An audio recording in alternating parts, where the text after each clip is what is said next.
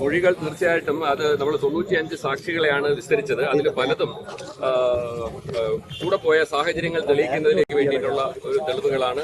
അത് ഒന്നാം സാക്ഷി മുതൽ, അതായത് ഷാരോണിന്റെ ബ്രദർ ഒരു ഡോക്ടർ ഷിമോൻ രാജായിരുന്നു അതിലെ ഒന്നാം സാക്ഷി. രണ്ടാം സാക്ഷി എന്ന് പറയുന്നത് ഈ ഷാരോണിന്റെ കൂടെ ബൈക്കില് പോയതാണ്. അപ്പൊ ഇയാളുടെ തെളിവുകളെല്ലാം വളരെ നിർണായകമായി. കാരണം കൂടെ പോയിട്ട് 20 മിനിറ്റ് കഴിഞ്ഞിട്ട് ഷാരോൺ തിരികെ വരുന്നത് പച്ച നിറത്തിൽ ഛർദ്ദിച്ചുകൊണ്ടാണ്.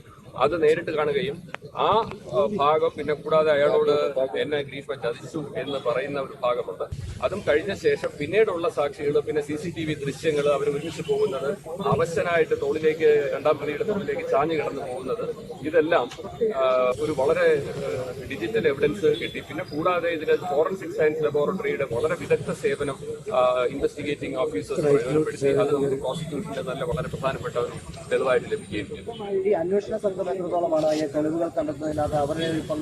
അവരുടെ പങ്കാണ്. കാരണം ഇപ്പോ അന്ന് റൂറൽ SP ആയിരുന്ന ശ്രീമതി ശില്പ, SP IPS ശില്പയുടെ ആ ഒരു വളരെ നിർണായകമായിട്ടുള്ള ഒരു ഇൻവെസ്റ്റിഗേഷൻ ടീമിനെ രൂപീകരിച്ച് വളരെ വിദഗ്ധമായിട്ടുള്ള ജോൺസന്റെ നേതൃത്വത്തിൽ, DYSP ജോൺസൺ ആണ് ഇതിനകത്ത് അന്ന് ഇൻവെസ്റ്റിഗേഷന് നേതൃത്വം കൊടുത്തത്. വളരെ നല്ല രീതിയിൽ ഇൻവെസ്റ്റിഗേഷൻ എടുത്ത് മറ്റ് ഉദ്യോഗസ്ഥന്മാർ അത് ക്യാരി ഫോർവേഡ് ചെയ്ത് കൊണ്ടെത്തി.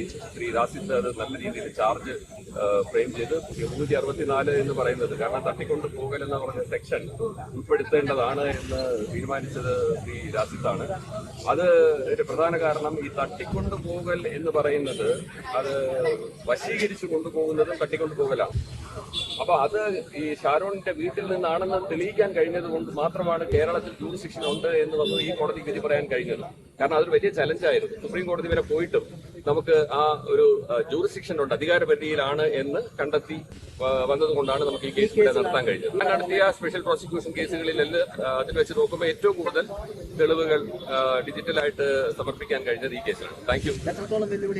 വളരെ വലിയ വെല്ലുവിളി ഇതിനകത്ത് ഉണ്ടായിരുന്നു എങ്കിലും അന്വേഷണ ഉദ്യോഗസ്ഥരുടെ മികവ് കൊണ്ട്, നല്ല എവിഡൻസ് ഉണ്ടായിരുന്നത് കൊണ്ട് അത് പ്രോസിക്യൂഷൻ എനിക്ക് നന്നായിട്ട് ചെയ്യാൻ കഴിഞ്ഞു.